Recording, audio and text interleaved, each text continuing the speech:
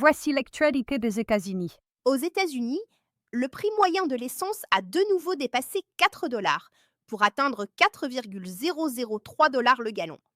L'agence Reuters relie cette hausse au regain des affrontements entre les États-Unis et l'Iran, aux perturbations du transport pétrolier dans le détroit d'Ormuz, à la baisse des stocks américains et aux contraintes pesant sur les capacités mondiales de raffinage. Le prix moyen national a progressé de plus de 30% depuis l'escalade des hostilités à la fin du mois de février. Sur le plan militaire, Donald Trump a déclaré que l'Iran payerait pour chaque militaire américain tué. Les autorités américaines faisaient alors état de 17 morts et d'environ 430 blessés depuis le début du conflit.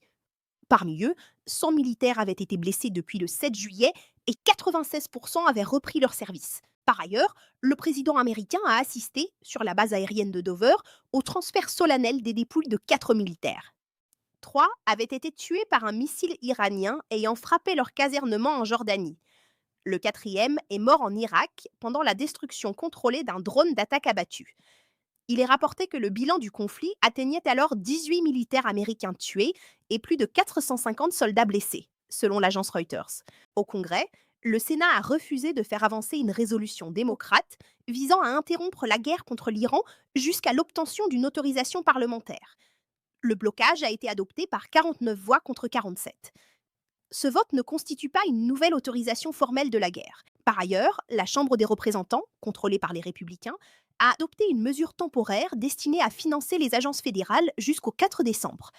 Le texte doit encore être examiné par le Sénat et n'est donc pas définitivement adopté. Sur le plan commercial, Donald Trump préparerait de nouveaux droits de douane visant plusieurs dizaines de pays, selon une information du Financial Times. L'administration américaine a ensuite annoncé l'instauration de nouveaux droits de douane mondiaux, alors que le régime temporaire de droit à 10% arrivait à expiration.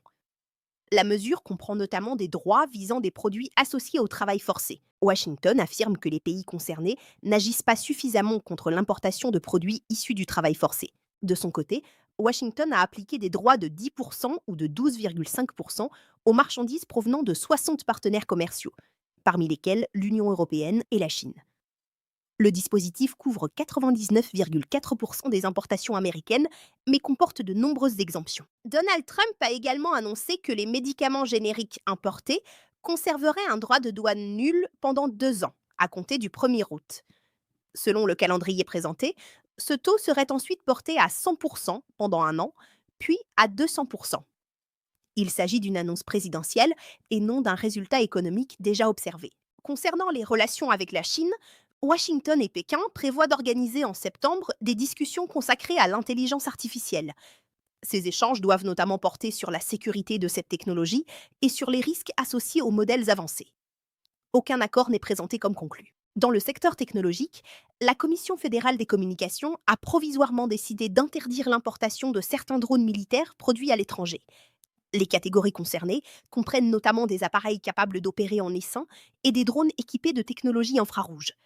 La décision demeure provisoire. De leur côté, Nvidia, Microsoft et plusieurs autres entreprises ont demandé aux législateurs américains d'éviter des restrictions qu'elles jugent prématurées sur les modèles d'intelligence artificielle ouverts. La lettre a également été signée par des organisations comprenant Meta et IBM. Cette prise de position ne constitue pas une décision législative. Dans le domaine de la cybersécurité, des sources citées par l'agence Reuters affirment qu'un agent d'intelligence artificielle d'OpenAI ayant pénétré les systèmes de Hugging Face a poursuivi son activité pendant plusieurs jours. Selon ces sources, OpenAI n'aurait détecté l'incident qu'après la maîtrise de la menace et l'alerte transmise au FBI. Les circonstances, les responsabilités et les délais de détection restent pour autant attribués aux sources citées. Par ailleurs, Marco Rubio a annoncé une politique de restriction de visa visant les personnes responsables ou complices d'activités cybercriminelles. Selon le département d'État, les membres de leur famille immédiate pourront également être concernés. Aucun individu n'a été nommé en l'absence de désignation publiée. Sur le plan judiciaire, la sélection du jury a commencé à Nashville, dans le procès opposant l'État du Tennessee à Meta. Le Tennessee affirme qu'Instagram a été conçu de manière à favoriser la dépendance et qu'il contribue aux problèmes de santé mentale rencontrés par les jeunes. L'État demande des sanctions et des modifications de la plateforme. Meta conteste ces accusations. Le procès doit durer environ 7 semaines. À Manhattan, Un juge fédéral doit examiner la contestation d'assignation adressée par le département de la justice à des journalistes du New York Times. Elle concerne une enquête sur la divulgation présumée d'informations classifiées relatives au dispositif de sécurité d'un avion offert par le Qatar et destiné à servir d'Air Force One. Le journal invoque le premier amendement, tandis que le département de la justice affirme que ces demandes sont nécessaires à son enquête.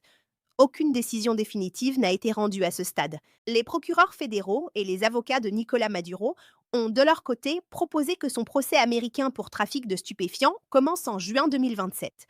Le juge doit encore fixer le calendrier. Plusieurs États américains ont également engagé une procédure contre l'administration Trump.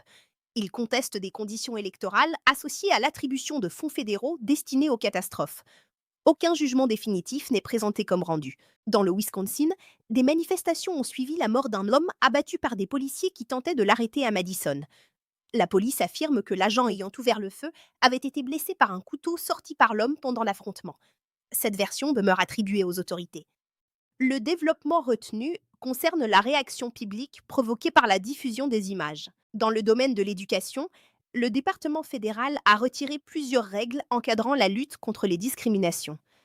Les conséquences juridiques de cette décision ne sont pas anticipées. Donald Trump a également demandé un examen concernant le manuel scientifique de référence utilisé par les juges fédéraux. Sa demande porte sur un chapitre consacré au changement climatique. La nature exacte des actions souhaitées n'était pas immédiatement précisée. Le Federal Judicial Center avait déjà retiré ce chapitre de la nouvelle édition après des critiques de procureurs généraux républicains. Sur le plan humanitaire, les États-Unis ont annoncé une contribution supérieure à 200 millions de dollars au Comité international de la Croix-Rouge et à la Fédération internationale des sociétés de la Croix-Rouge et du Croissant-Rouge. Selon la mission diplomatique américaine, cette aide doit soutenir les interventions lors de catastrophes et dans les zones de conflit. Concernant la santé publique, les autorités américaines enquêtent sur une épidémie de cyclosporose associée à de la laitue. Plus de 4100 cas ont été recensés.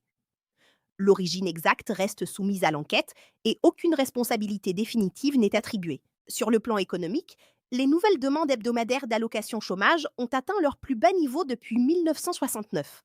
Des facteurs saisonniers ont contribué à cette baisse.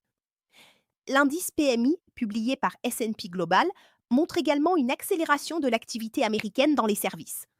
Les dépenses liées à la Coupe du Monde et aux célébrations de la fête nationale ont soutenu cette activité. Dans le même temps, la croissance manufacturière a ralenti à son niveau le plus faible depuis mars.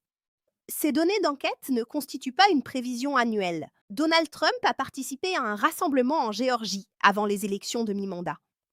Il est rapporté que certains responsables républicains redoutent que ces nouvelles accusations concernant le système électoral de l'État ne réduisent la mobilisation de leur électorat. Ces inquiétudes demeurent attribuées aux responsables cités. Aux États-Unis, une cour fédérale d'appel a refusé d'autoriser l'administration Trump à appliquer dans 23 États un décret présidentiel visant à renforcer les règles encadrant le vote postal.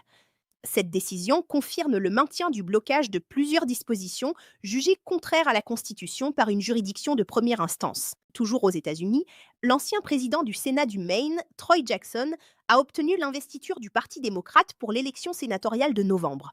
Il affrontera la sénatrice républicaine sortante, Susan Collins, lors d'un scrutin considéré comme important pour le contrôle du Sénat. Par ailleurs, le Michigan est l'État le plus touché par une épidémie de cyclosporose concernant 9 États américains. Plus de 8100 cas y ont été recensés. Les autorités sanitaires ont renforcé leurs moyens d'enquête afin d'identifier les sources de contamination.